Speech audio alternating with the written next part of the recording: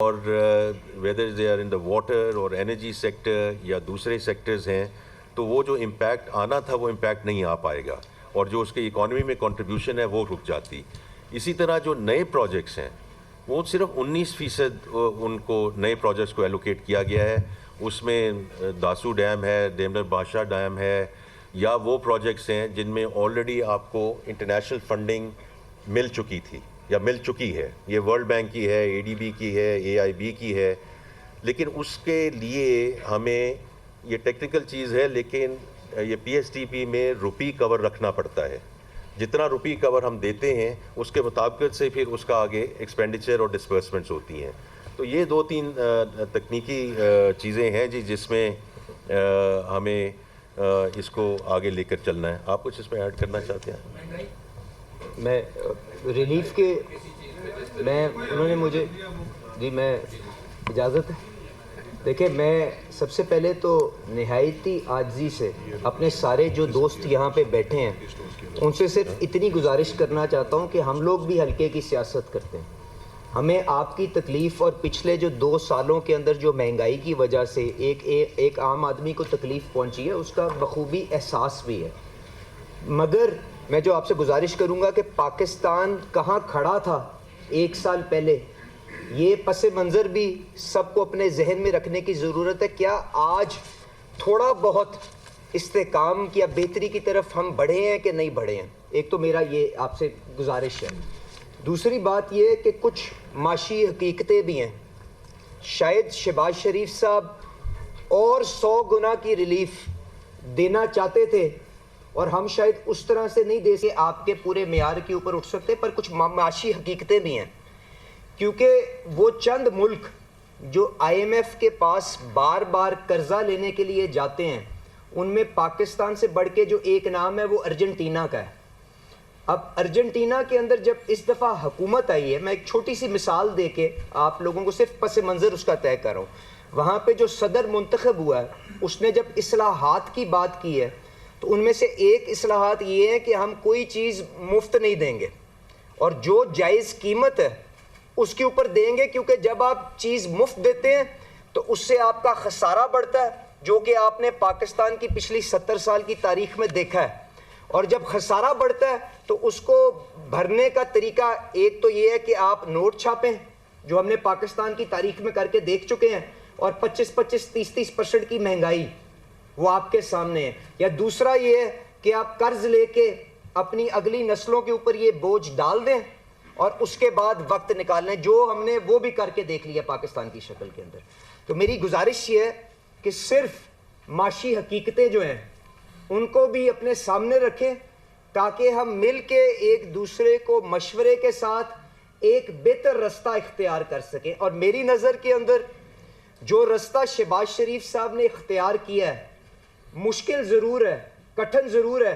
Finance minister صاحب نے جس کو بجٹ کے ڈاکیومنٹ میں ٹرانسلیٹ کرنے کی کوشش کی ہے، یقیناً اس کی وجہ سے فرق شعبوں کے اندر تکلیف آئی ہے. پر میں گزارش یہ کروں گا کہ وہ کیا صورتحال ہو سکتی تھی اگر ہم اس رستے پہ نہ چلتے. 1 سیکنڈ کے لیے اس کے اوپر بھی نظر دوڑا لیجئے گا. میں اتنی صرف گزارش کرنا چاہ رہا تھا. تنخواہ دار طبقے کے اوپر جو جس حد تک دیکھیں، اب آپ سارے دوستوں نے دونوں سائیڈوں کی بات کی کہ امیر ترین لوگ جو تھے تنخواہ دار، جو یہاں سے پاکستان کو چھوڑ کے جا رہے تھے کیونکہ ٹیکسیشن اتنی زیادہ ہو گئی تھی، ان کا ریٹ تنخواہ نہیں، ان کا بوجھ نہیں، ان کا ریٹ 35% کے اوپر ہی رکھا گیا ہے تاکہ کم از کم ٹیلنٹ کی بلیڈنگ کو ہم روک لیں.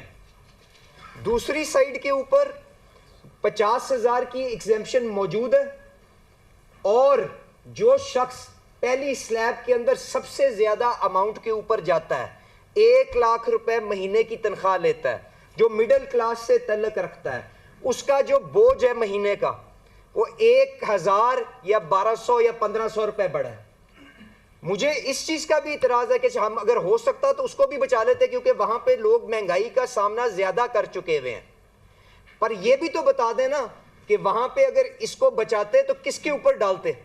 اور اس ساری چیز کا حساب آپ نے جا کے اپنے جو شراکت داری میں جو ادارے آپ کے ساتھ چل رہے ہیں، جو کہتے ہیں کہ آپ جن چیزوں کی طرف نشاندہی کرتے ہیں وہ 70 سال میں تو آپ نے کام نہیں کیا, تو آج ہم آپ کے اوپر کیوں یقین کر لیں؟ تو 70 سال میں فائنانس منسٹر صاحب نے یا شہباز شریف صاحب نے تو وہاں پہ نہیں پہنچایا نا. ٹھیک ہے, ہم سب کا کچھ کردار ہوگا, ہم سب نے کچھ نہ کچھ اس کے اندر اپنی رول ادا کیا ہوگا, پر اگر اس کو ٹھیک کرنا ہے اور وہ ریلیف جس کی تلاش کے اندر ہمیں شاید اپنے کمزور طبقوں کو دینا ہے, تو مجھے یہ بھی بتا دیں وہ کتنے فائنانس منسٹرز کی تقریر ہوئی ہے جس کے اندر اتنی دفعہ اصلاحات کا لفظ تقریر کے اندر آیا ہوا. تو اگر اصلاحات کا لفظ آیا ہے تو اس کا تو مطلب یہی ہے نا کہ جس طرح سے یہ نظام چلتا رہا اس طرح آگے نہیں چل سکتا.